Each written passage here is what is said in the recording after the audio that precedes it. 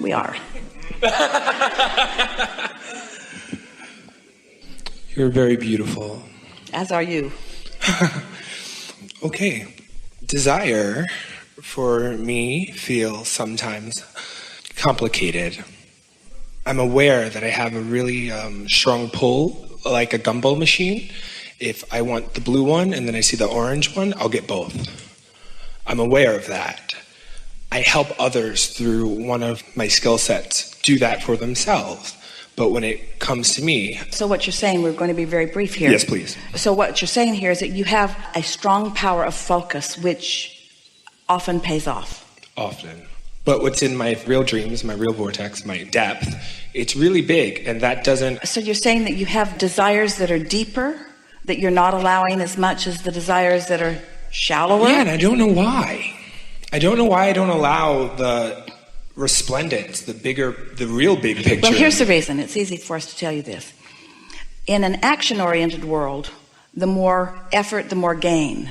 You have taught yourself the more pain, the more gain. And the reason for that is because most people are offering most action in a vibrational state of resistance. We talked about that already here today. They're not tending to their vibration, so they're not in the flow of that, so they're not in the receptive mode, and so then they try to compensate for that through a lot of action.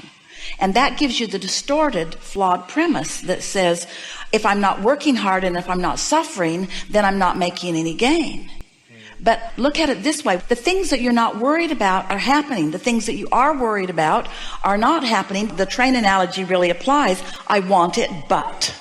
I want it, but.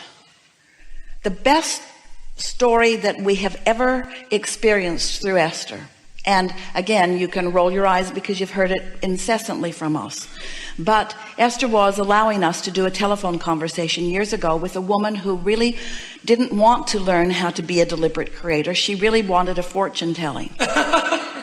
And we weren't giving her a fortune telling, and she wasn't enjoying our trying to teach her how to create her own reality. And so everything that she said she wanted, she had many, many engines in opposition to it, and she was getting nowhere. She wasn't hearing us. She wasn't having any of us. So we said, let's talk about blue glass for a little while. And she said, why? And we said, well, let's just talk about blue glass. Envision blue glass in different shapes, different densities. Some of it you can see through, some of it you can't. She didn't enjoy the conversation at all, but we stuck with it for about a minute and a half. Then we said, let's talk about butterflies. Again, she thought it was ridiculous. She's getting ready to hang up the telephone. We're talking to her about butterflies, the varieties of them, the beauty of them, the size of the wings of them. Again, she's having none of it. And then we said, let's talk about feathers. She wasn't having any of that either. And then ultimately, she was gone in disappointment and disgust with our inability to give her what she wanted. And Esther hung up the telephone and forgot about all of it. And Jerry was not in the room. He had not heard the conversation. They were in California at the time, in La Jolla, and they were on their way to George's for lunch. And as they parked in front of the beautiful big Valencia hotel, Esther got out of the car and she saw this store. And she said to Jerry, let's go in here. And Jerry is saying, George's is that way. And Esther's saying, just for a minute, come with me. And she literally dragged Jerry into the store, which was not an unusual experience for him. But she felt so strong about it. And when they got into the store, it was a very narrow storefront, but a very deep store. And they went back. And on the back wall was a wall of blue glass. Ceiling to floor, wall to wall, every imaginable color, shade, density, objects of blue glass, art, all pieces of art, sculptures. And none of it is appealing to either one of them. And Esther is not even making the association. And so she said, well, we can go. And so off they went to George's. They finished their lunch in about an hour, and now they're walking down to the cove.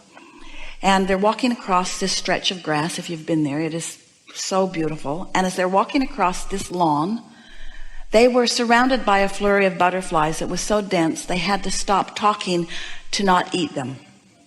And they're laughing. It was really an unusual experience. And still, Esther is not making the association at all. And then a little boy came across the way, and Jerry said, he looks like he's coming to you, like he knows you. And Esther said, I know. And he came running up to Esther and handed her a feather. And then Esther remembered, oh my God, she said, Abraham was talking about blue glass and butterflies and feathers. And we say, when you have these subjects on your mind that hold no resistance whatsoever, the universe can yield them to you all at once in such dramatic fashion that you will feel the blessedness of your being. But when you have a subject that you have been focused upon hard and been working at hard, so that you have a desire and resistance that is equal, then even though the universe is yielding, the universe is giving you impulse, the universe is showing you right where things are, because this is always true. Your inner being knows exactly where you stand in relationship to everything you want, and is calling you along your path of least resistance to it. And so the only answer is to stop thinking so hard, stop trying so hard, stop efforting so hard, and therefore putting resistance on your own path. It's time for you to say, okay, Abraham said there's step 1, step 2, step 3, step 4, step 5, step 1, 2, 3, 1, 2, 3, 1, 2, 3. I've done 1, 2's done for me, 3, that's my step. That's my step. And step 3 does not include figuring out how it's going to come about. When you know what you want and why you want it, softly and gently, and you're not trying to figure out how it's going to be, where it's going to be, who's going to bring it, when it's going to be there, how it's going to get there. When you're not doing that, then you're not blocking your own path of least resistance, you see. That's totally it. So what is it that would make any of you have a hard time letting go of these reins, letting go of the struggle? Why is it hard to let go of the struggle? Because you believe that the struggle helps.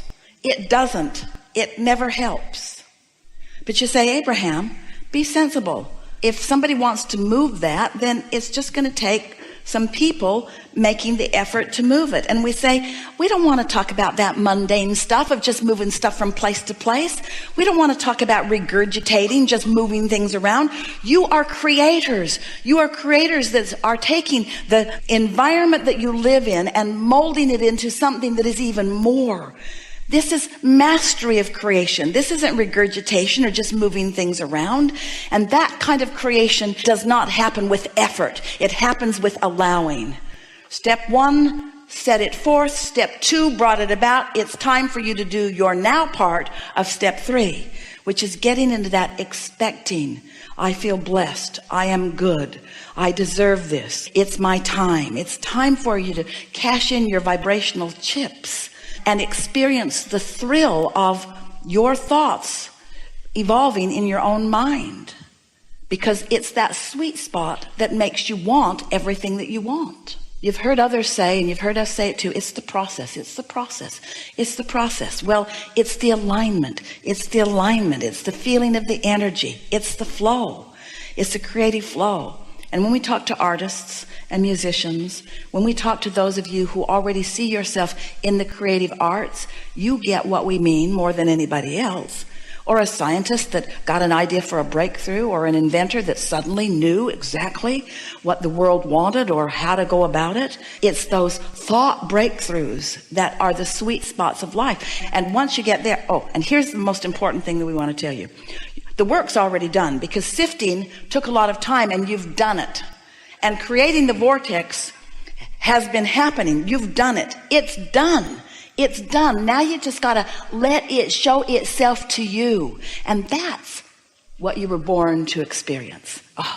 You said, oh yeah, I'll sift and sort and I'll give birth. And we said, and we'll tend it and it'll be wonderful. And then you said, and then the good part comes. Then I will find a way to be in alignment with the pieces that I've put there. And as I'm in alignment, then I'll get to feel this powerful universal force working within my own mind. And I will feel that inspiration. I will know that impulse. I will know what to do. I will know where to be and when to be there. I will know what to say. I will know, and I will know that I'm on the path of it by the glorious way that I'm feeling while I'm pathing.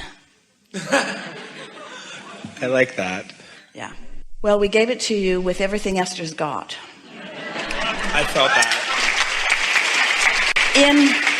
direct proportion with the power of your asking. And so now, how else can we say it but just chill? Don't try so hard. Let the blue glass and butterflies and feathers just come into your experience in the perfectly timed way that the universal forces can deliver them to you. Thank you.